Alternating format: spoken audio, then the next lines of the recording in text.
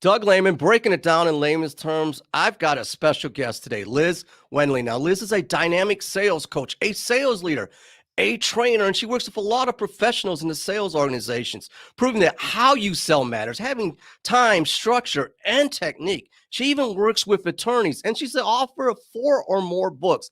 Liz, welcome in layman's terms. Nice to be here. Thank you, Doug.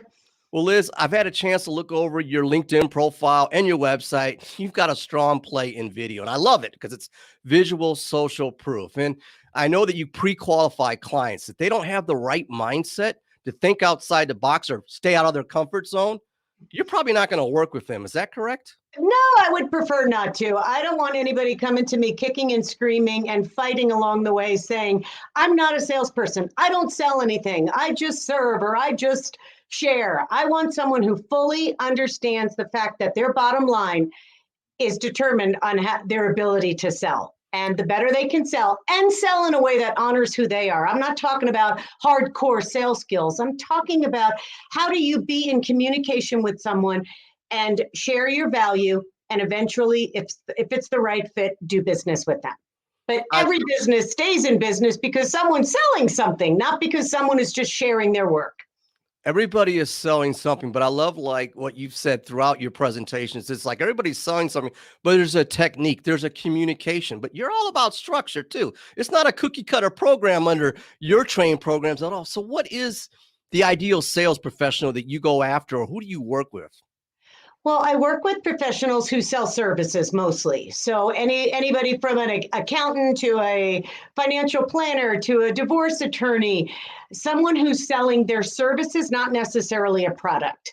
And it really comes down to first understanding the human being in front of me, the human being that I'm going to be working with.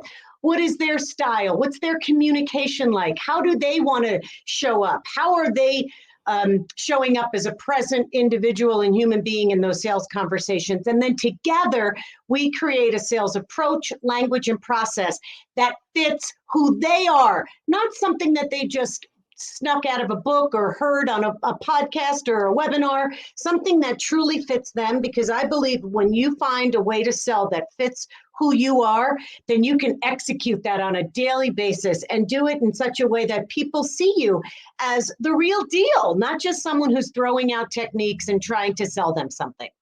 I like the concept of what you said there, being the real deal, but you've got a book on being authentic and selling. I know you've got 4 books, I'm correct in saying, but one of the books really hones in on selling with being able to close deals. Can you talk a little bit about that book? Well, the word authenticity is thrown around constantly, and people will say, I just want to be authentic. I just want to show up and be authentic. But they don't understand that some of the things that they're doing and the ways that they're being and the way that they're showing up makes them completely inauthentic. They are trying to connect in a way that doesn't really build rapport. When they pick up the phone and they say to someone, hey, did you have a good weekend? And they think that's building deep rapport.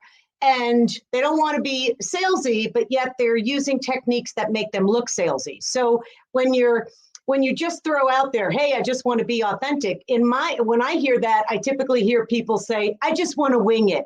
I'd rather get on the phone and wing it and be authentic. But really, that doesn't help you be authentic. It actually, you lose credibility if you're winging it.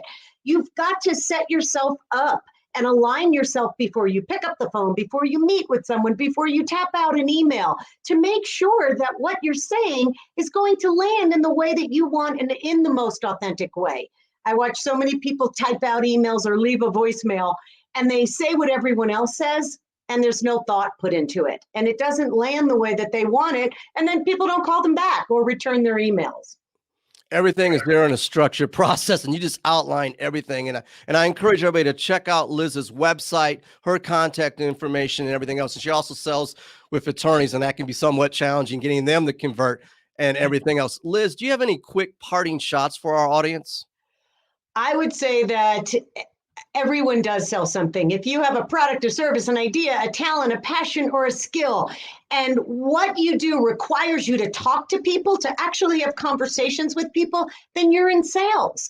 But you have to figure out a way to do it that aligns with who you are so that people can see you, like I said, that real deal, that human to human, talking to another human being, because selling is about two human beings having a conversation. And if you make it any more than that, then you're doing it wrong.